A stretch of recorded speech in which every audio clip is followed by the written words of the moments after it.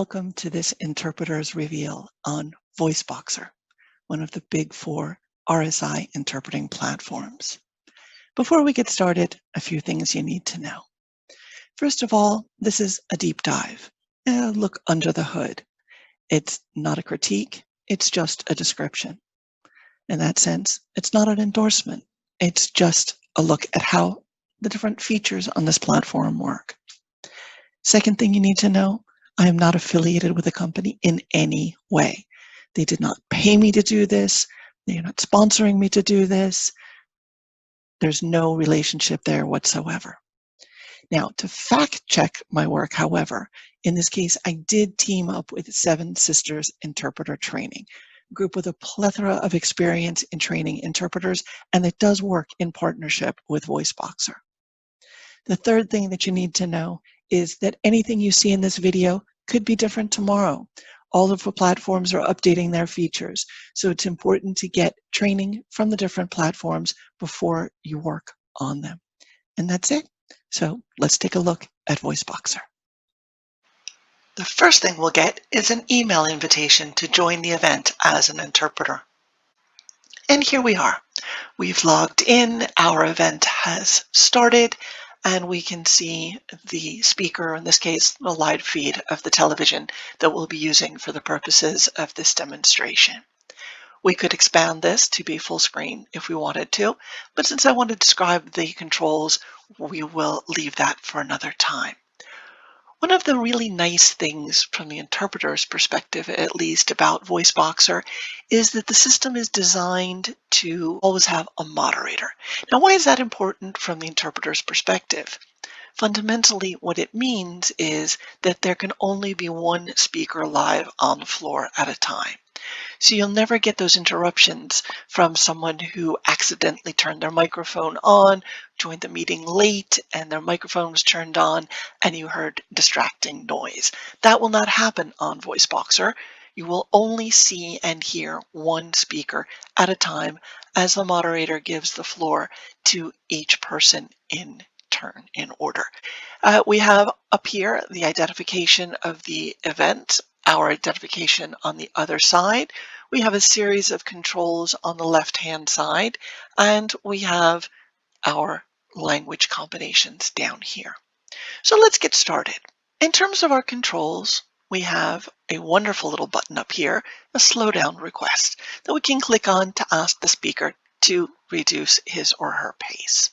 We have our microphone, which I'll click on to mute that just quickly. We have information about our booth mate. As we can see, my booth mate is not yet logged in, but she will be shortly, and we'll be able to demonstrate all those functions. Again, we can see the volume, my source here, where I can hear the speaker, the floor, in this case, the television set, more clearly, and I can control that volume. And when my booth mate is interpreting, I will be able to monitor his or her production as well. We'll demonstrate that in just a moment. The all-important sign out feature. Always important to remember to completely sign out of an event. And down here at the bottom of the page, we have two very interesting features. One is the question, which I can use to contact tech support if I need it. And I also have the Lifesaver. And as you can see, the Lifesaver, I've clicked on it, and it is going to tell me what the different functions are. It's a little reminder of things that I can use to remind me, if I haven't been on the platform for a while, of what the different things do that I'm looking at. So if I'm experiencing issues, I can reach out and chat with a VoiceBox operator using the question mark function. Great feature. Again, because this is a demo and not a live tech supported event, we do not have a technician on call, but of course on a real event we would. Down here at the bottom, some basic information. My microphone has been approved. That's pretty important if I want to be the interpreter. And at this time, I am live and broadcasting. If I click to mute, you will see that it says I'm broadcasting, but my little meter is no longer moving, and I can see clearly that I am, in fact, muted. Down here, we have our languages, and over here, we have our chat options. Let's talk about the chat first. In the chat, we have several options on VoiceBoxer: general, questions, your virtual booth, probably the one that we all make the most use of, all interpreters, moderator, and all interpreters. Again, depending on specific needs, you can send a message to different individuals. As you can see, I also have an opportunity here to click to open or close that chat so that if I feel like there's a lot going on and I'm getting distracted, I can close it. And then when I need to look at something again, I can reopen that chat box. In terms of the languages down at the bottom, as you can see, I'm currently listening to The Floor, my television program here, and I am interpreting into Spanish, which is my target language. Now, for the purposes of this demonstration, I have set this up to include a bidirectional booth and relay. Now, of course, this is for demonstration purposes only. So, the first thing I'd like to talk about is switching languages if you are in a bidirectional booth. What I need if I'm working in Spanish and suddenly a Spanish speaker takes the floor, then I would need to click here on the English. It will take just a moment, and this will switch over, and that channel will turn red, and that is how I know that I am live and ready to go on the English channel. To switch back when someone is speaking English on the floor or on my relay feed, in that point I would go back and I would switch it over to Spanish. Again, it takes just a moment. My mic has been live the whole time. I can monitor that down here with my indication that I am broadcasting. Right there I can see that I am transmitting, and I can monitor which channel I am producing my interpretation onto, whether it is, in this case, Spanish or English.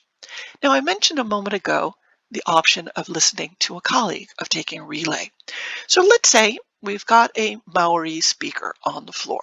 If that speaker is speaking Maori, indicated here with the initial MI, then that Maori speaker, I don't have Maori in my combination, so I will need to listen to the interpreter working from Maori into English.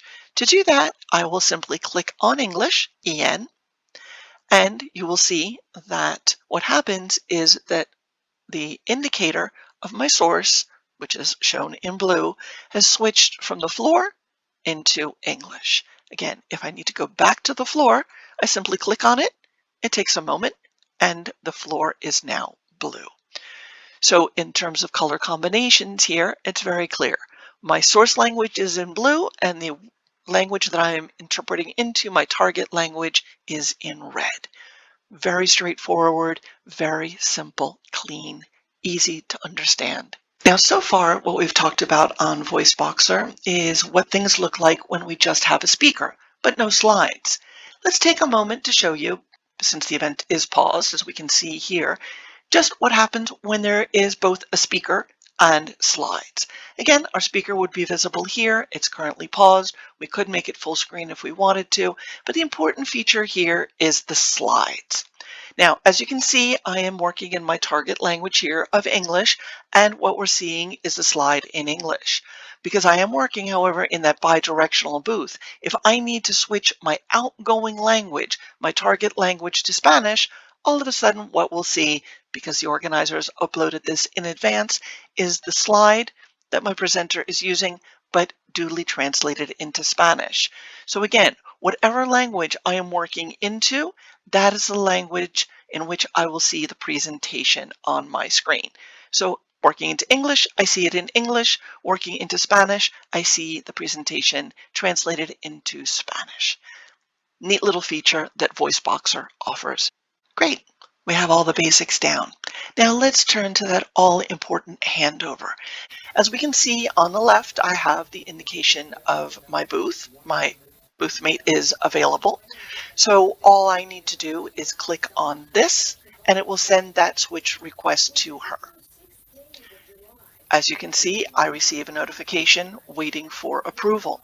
It has been approved. I see in blue down here, my partner is ready, and I've completed my sentence, so I will switch now. I get the alert, I have been switched, and at this point I can now see that my booth mate is available, and I can listen to my booth mate's rendition, and I can adjust the volume of both the original, The Floor, as well as my partner. I received a request from my partner to switch, so I will accept that. It is in progress, and it has been switched, and I am now live and broadcasting onto the Spanish channel. And that's it. That's how the handover feature works on VoiceBoxer. That's how the different features work on the platform. Thanks again to Seven Sisters Interpreter Training for their support in the production of this video, and thank you for watching.